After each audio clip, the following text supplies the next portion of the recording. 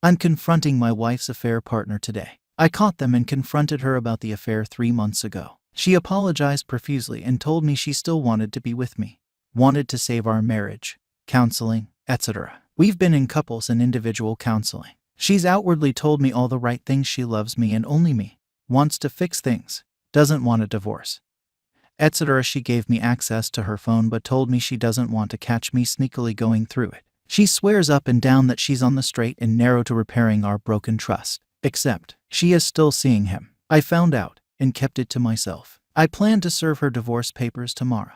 But first I'm going to confront her AP to see what other lies she's been telling me. I know they've talked on the phone a dozen times since I found out and told her she had to go no contact. She swears she hasn't been in contact with him.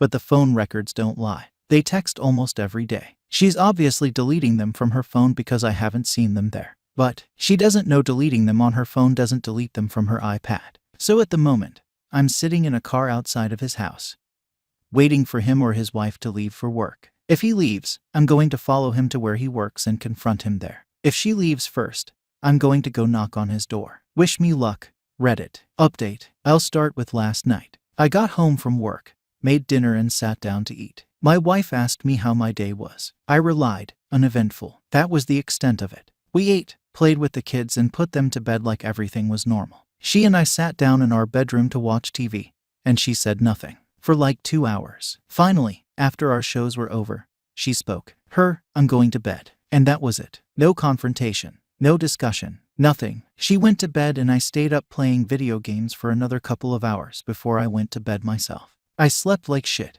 and finally woke up at 5 a.m. The reason I wanted to serve her today was that we had a marriage counseling session over the lunch hour. I had already read our therapist in on what I intended to do. So when we sat down and started the session, I didn't wait. I talked to AP yesterday. Yeah, I talked to him too. Yeah, I know. I don't get it. Why would you go talk to him? Because I needed answers to some questions I had and you weren't being honest with me.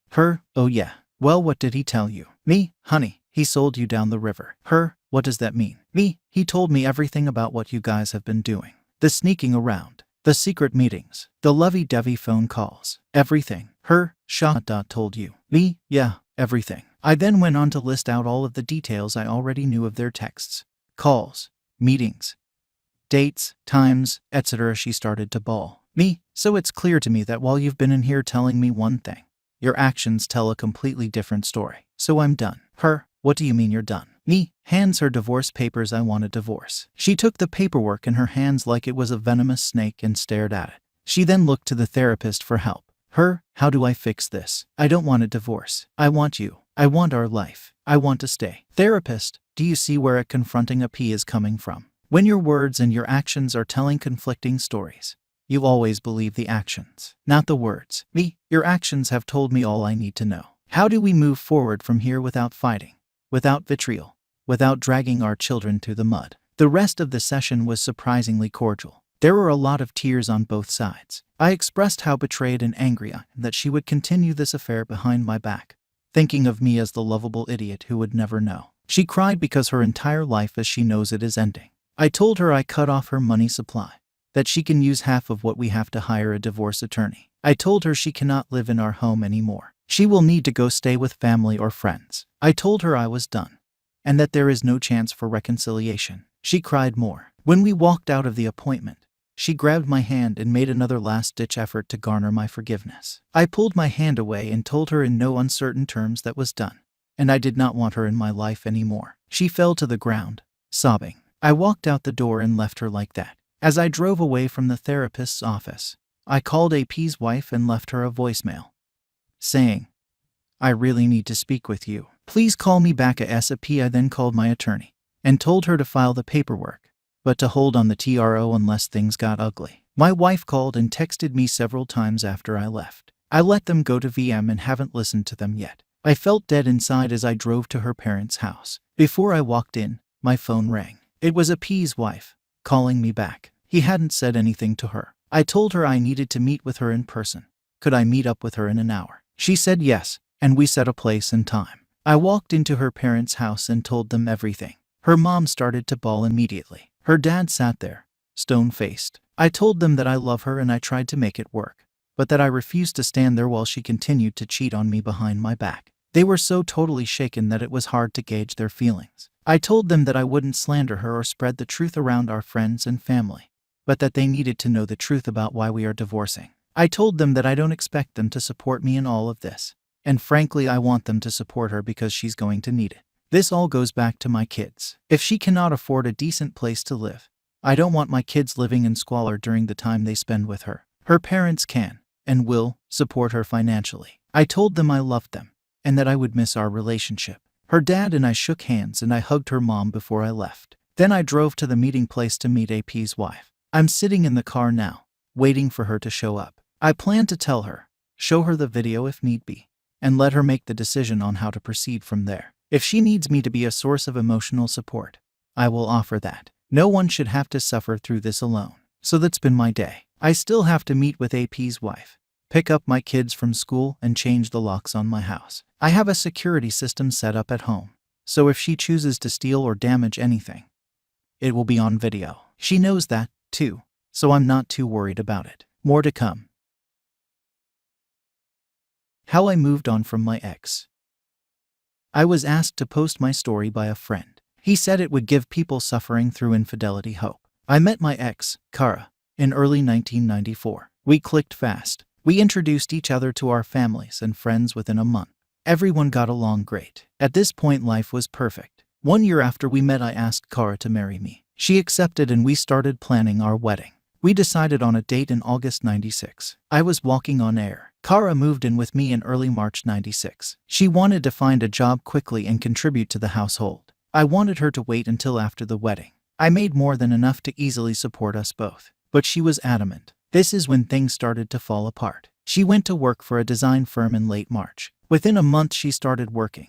She became distant, showed little affection, and started talking endlessly about her project manager. I should have seen the red flags, but nope. D-Day was June 12, 1996. I came home from work early, and found Kara and her project manager, Tim, in our bed. They both panicked. Tim grabbed his clothes and left. Kara sat on the bed getting dressed and told me we were through. Her reason: he can help my career.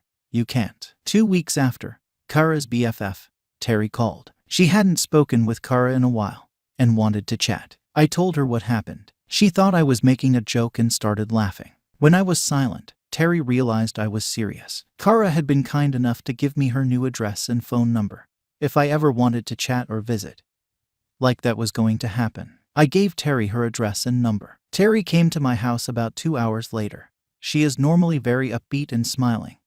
This time, she looked like she wanted to murder someone. She came in and gave me a hug. She cut loose with massive outburst about Kara and how she was lying B-word and that she was done with her. Kara had told Terry that I was physically and emotionally abusive. What a pile of crap. Terry and I started hanging out together. We never really talked a lot before. Turns out we both absolutely love British history and Italian food. Terry went back to school to finish her thesis in the fall of 96. We called each at least once a week, and we also visited each other a few times. In early November, I called and asked if could visit her on the 9th. She was about to start doing some hard research, and I knew her time was going to be needed for her project. I went to her apartment. When I got there, she asked me if I was calling and visiting her because I wanted to talk to someone, or was it because I liked time with her. This made me chuckle. I told her that my friends live within a mile of me. If I wanted to just talk or hang out, I wouldn't run up my phone bill or drive 2 hours. I liked being with her. She smiled and we went out for dinner and a movie. When we went back to her place, she turned and kissed me. I was stunned but quickly recovered and kissed her back. Our first date, first kiss, and the first time we slept in the same bed. The other first happened the next day when I left to get breakfast for us and came back to her apartment with an engagement ring. We were married on May 9, 1998. A few months after we were married, my sister called. Kara wanted to talk to me. She gave my sister her number. Terry said I should call, so I did. She apologized and wanted to know if we could try again. I thanked her, said I had moved on. At this point, Terry got on the call. Kara ended the call quickly after that. Kara called my sister and said that we had betrayed her. WTF.